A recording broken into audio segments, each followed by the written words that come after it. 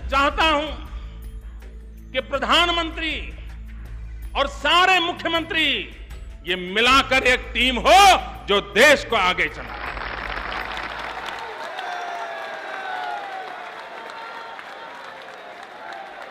Narendra Modi is a leader of India's Hindu nationalist party.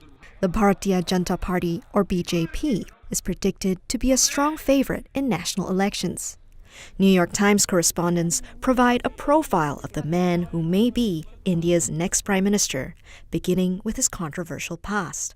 In 2002, there was news that a train of Hindu activists had stopped in the town of Godhra in Gujarat in the midst of a Muslim slum.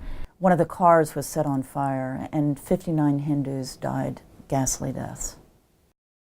It is thought that the Muslims set fire to one of the cars of the train. What followed in the next days was a horrific bloodletting of Hindu mobs attacking Muslims. I arrived not long afterwards. I remember going to the site of one of the most notorious of the massacres that occurred there at the Gulbarg Society, and I could smell the roasted flesh of the people who had burned to death in that house. Witnesses were telling me that they had begged the police to intervene and stop the mobs, and that they stood by, and that leaders of groups affiliated with the Bharatiya Janata Party were inciting the violence.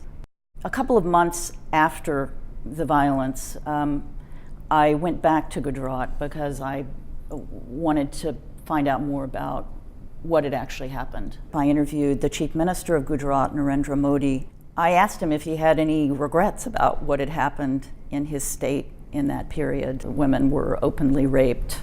Hundreds and hundreds of people were killed. He told me his greatest regret was that he didn't manage the media very well. I left the interview feeling chilled by my interview with the Chief Minister.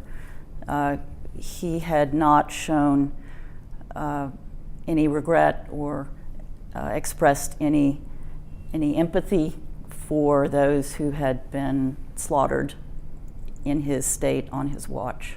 I don't believe he's ever granted another interview to a New York Times reporter ever since. Mr. Modi is not charged for any crime during the riots till date, but there are widespread allegations that the intention was to polarize the politics so that the Hindu voters can vote for them. Since then, Mr. Modi is winning the elections in Gujarat again and again. He claims that he has done lots of developmental work in Gujarat. To some extent, those claims are right. Gujarat has grown about 10% a year for the last 10 years, and that's seen as one of Mr. Modi's biggest accomplishments as Chief Minister. Mr. Modi has had a great effort to reach out to businesses of all sizes, but in particular to large businesses. He's made great efforts to recruit Indian corporations and multinational corporations to come to Gujarat to set up production facilities there, to set up ports. And he's done so in large part by cutting the red tape that is endemic in Indian government. There is a big question about whether everybody in Gujarat has benefited from the growth of the state. Supporters of Mr. Modi say that the growth has been broad-based and has helped every Gujarati. But critics say that the growth has not been even. In particular, they worry that Muslims have been left behind in this growth. There's also a potentially disruptive element in the relationship with the United States, which took a fairly hard line in rebuking him. His visa privileges were revoked a few years after the riots. This is quite an unusual step for the US government to take. And although Modi talks very little about this in his campaign, it has to be an issue for him. If he becomes prime minister, he will be able to come and go to the United States as a world leader, but this issue has to be something that made an impact on him. Now, he has been extremely careful to avoid any inflammatory language during his campaign, and really restyled himself as a technocrat, as a good government person, and been careful to avoid anything that could be seen as divisive. But that question remains open. You can find people on both sides of this divide, and some people say he's just a very dangerous candidate for that reason.